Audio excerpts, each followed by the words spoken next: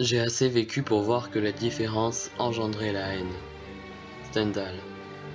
Il est vrai que les différences creusent des fossés, plus ou moins grands entre les individus, qu'il s'agit de différences physiques, psychologiques, idéologiques. Nous avons tendance à les éviter, voire les pointer du doigt en nous rassemblant auprès de ceux qui nous ressemblent.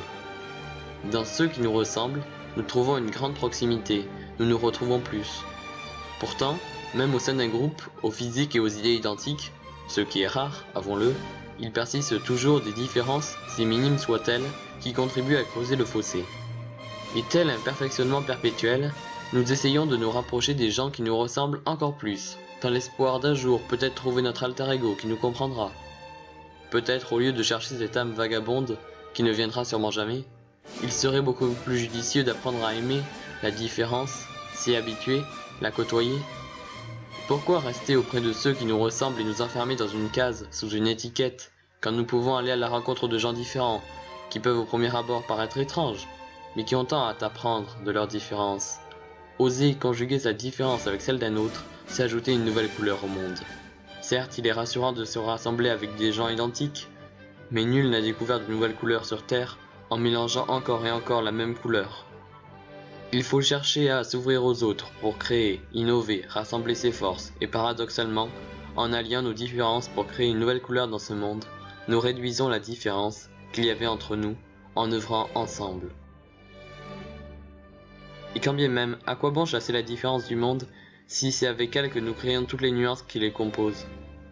Chaque différence est une couleur qui n'est pas là pour entrer en compétition avec les autres, mais pour composer ensemble le merveilleux tableau qu'est le monde.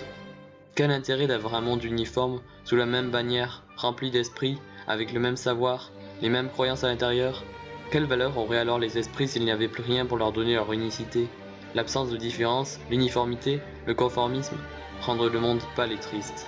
Mais, s'il faut que ces différences magnifiques créent la haine pour exister mutuellement, alors la question est en droit d'être posée. Qui de l'uniformité ou de la haine doit continuer à exister? Dure question, qui est celle de la perte de la beauté ou celle de la perte de la paix. Et si la question n'était pas là?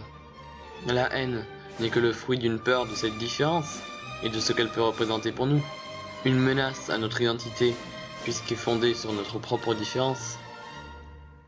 Cependant, les différences et la paix peuvent coexister si l'esprit humain parvient à comprendre que les différences sont là pour se complémenter et non nous diviser. Enfin, souvenons-nous que malgré toutes les cases dans lesquelles nous nous emprisonnons, toutes les étiquettes que nous nous collons sur notre identité et celle des autres, nous portons tous une étiquette commune, appelée humain.